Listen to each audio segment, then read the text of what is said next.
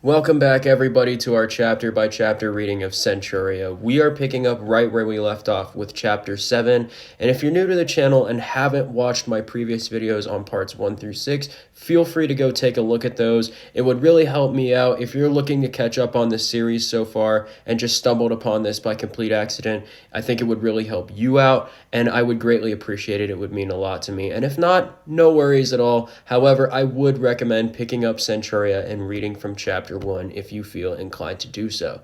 I cannot stress enough how peak this manga is, and for anyone who needs a good read with action, emotion, and suspense at every turn, this manga is for you. And as I've mentioned before, there is definitely something for everyone here. Once again, this manga is called Centuria, and without any further yapping, I hope y'all enjoy. Let's dive in. The chapter begins with a locked-in Julian powering his way through the forest, using his power of added strength and stamina to slam his full body weight into an attacking grizzly bear, which falls over and lands on its back with a defeated growl. "Out of my way!" Julian then thinks to himself, "It's no use running around at random. I've got to sharpen my senses. Where are you, Engvall?"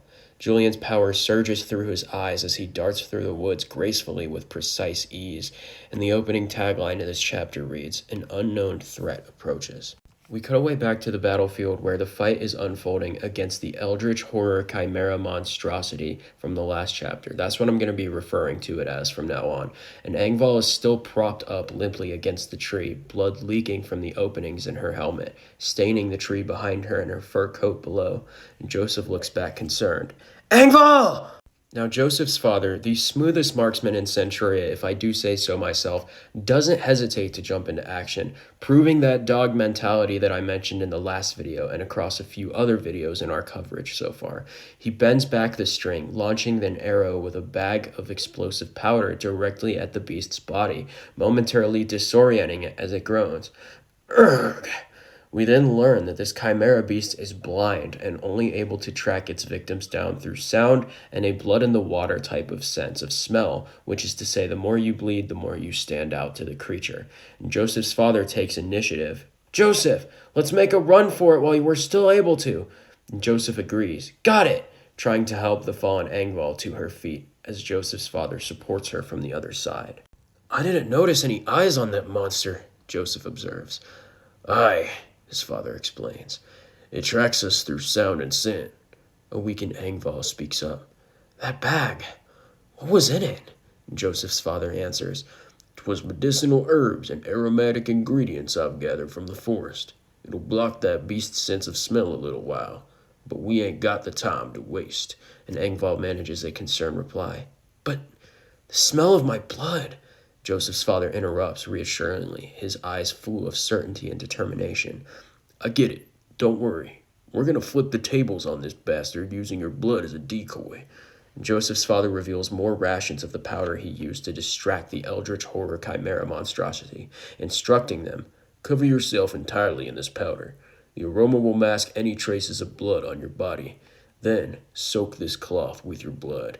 And he hands them the materials and explains to them as they follow his instructions, "This will be the bait." The monster looms in the distance, traveling on all 12 or so, however many limbs it has, rapidly to their location, to which Joseph shouts, "It's here!" The demonic beast barrels through the trees, chasing after the group and snarling, "Where are you? You're nearby! The smell of blood! Just ahead! Blood!" Joseph's father, leading the trio with a cloth in hand, says, "Turns out them monsters really are just animals. Ain't that a relief? If it's an animal, us hunters can take it down." Joseph and Engvall begin to panic as it catches up to them. "Hold up! Guys, this is really bad! It's too fast! It's right on our Eldritch Horror's claw meet Engvall, Joseph, and his father, who are all sandwiched by a brutal swipe of the beast's paw, sending the trio crashing through another series of trees. And quick side note, props once again to Engvall for somehow still being able to run, let alone stand, after getting slimed by the diabolical chimera once, only to take another swipe directly after that and still just be mildly injured. What a powerhouse and an absolute warrior you have to be to get up after that. I think Nick A30 definitely had Engvall at heart when he said, "Never back down, never what?" The aroma of the herbal powder seems to be working and taking effect, as a disoriented eldritch horror chimera monstrosity says, "Our noses are still messed up! Where'd the humans go? Did we get carried away? Did we kill them already? No! No! We want them alive to hang!" Joseph's father coughs up blood and glares at the monster before locking eyes with a determined Joseph, who holds the cloth up tightly in his right hand. He points to the giant chimera before making the same hand signal we saw in the last chapter's opening, a thumb pointed at himself meant to signify that he's going in to distract the beast. As Joseph dashes off into danger, we get confirmation that his father's glazing is absolutely 100% justified. And when he says he taught Joseph how to survive in the forest, that was the understatement of this century, pun fully intended there. Joseph baseball slides under the creature's belly, narrowly missing the corpses of his father's dead comrades. The beast manages to put up a gash in Joseph's back with one of its claws, but it doesn't stop him. He winds the cloth up, throwing it in the air like a baseball, and as the creature dives to catch it, Joseph smirks victoriously. "You don't understand, do you? We fooled you." We see here that Joseph's plan all along was to lead the creature astray towards the bottomless swamp pits and sink it, and he manages to do just that. The creature exclaims in confusion and horror as Angval declares, "We're at the bottomless swamp." The chimera begins to scream in a fit of confused rage. "The marshes? We're inside the swamp! Return! Back to land! This is bad! We're sinking! Go back! It's no use! Grab onto that tree!" One of the beast's limbs dart up from the murky waters to hang onto a branch for dear life. "It's got a hold of the branch!" Angval cries. "It's planning to lift itself out of the swamp!" An angered eldritch horror chimera monstrosity roars demonically. "That's it! We're no longer hanging you. We're going to tear your bodies to shreds and bury your scattered remains in this swampy abyss." And we see that Joseph's father has already taken aim at the branch the beast has taken hold of, as Joseph cries, "Pops, don't miss your shot!" Joseph Sr. replies, "Just who do you think I am, boy?" His arrow cuts through the air of the shadowy forest, sniping the beast in the wrist and effectively severing the rest of its body from the hand gripping the branch. The creature cries out in confusion, "Huh? Ah! God, no!" As our boy, Joseph's unnamed father, completely aura-farms here, saying, "Didn't I tell you? My mind may be muddled, but I never miss a shot." Now Joseph rushes toward Angval and his father, screaming, "Are you two okay? How are your injuries?" Joseph's father thinks to himself before responding, "I'm sorry, my friends. I can't retrieve your bodies. Rest in peace." He opens his eyes, meeting Joseph's gaze. "Ain't just us, fella. You're looking right tattered there yourself." Joseph Sr.'s moment of recovery is quickly broken by the arrival of an ant-like warrior emerging from the jaws of the fallen chimera as it sinks deeper and deeper into the murky waters of the swamp, launching out of its mouth, one of its mouths, and landing gingerly onto the ground directly behind Joseph. And Joseph, his father, and Angval are all taken by surprise, immediately on high alert. And the ant warrior swings its blade at them, which I believe it's just the thing's arm, but it's shaped to be like a wooden blade. And Angval dives in front of Joseph and his father to take the hit for them, a gash being sliced open in her back.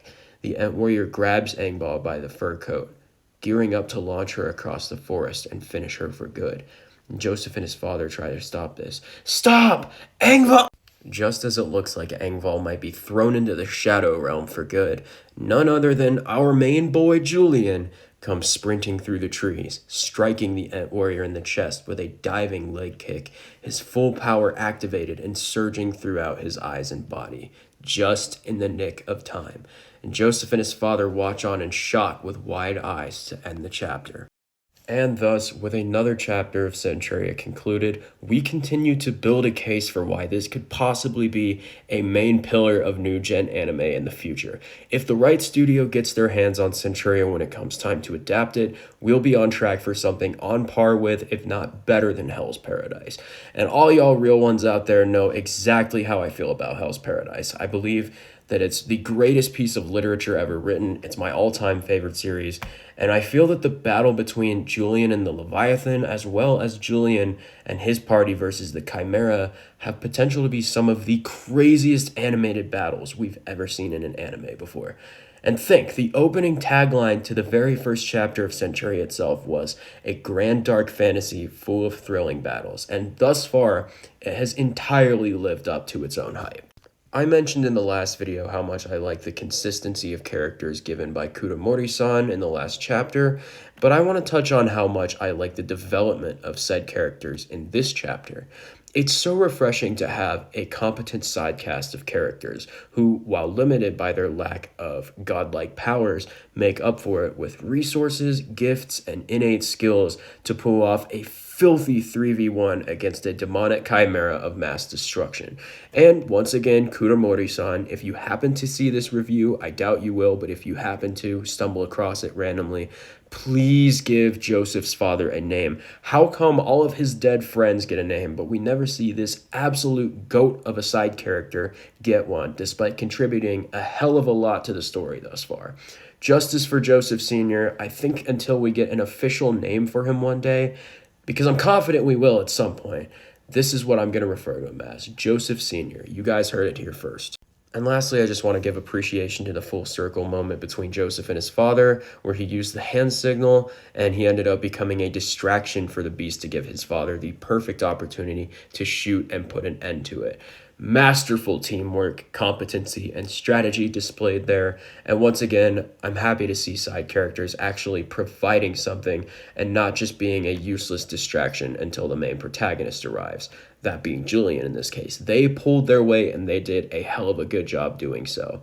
They're setting up a precedent for all characters introduced in Centuria going forward to play some type of important role when they're introduced, and I am all here for it. Hopefully y'all enjoyed this chapter. As always, comment down below with your thoughts and theories. Let me know how you're enjoying Centuria so far as a whole. God bless you all. Have a wonderful night, and thank you for watching.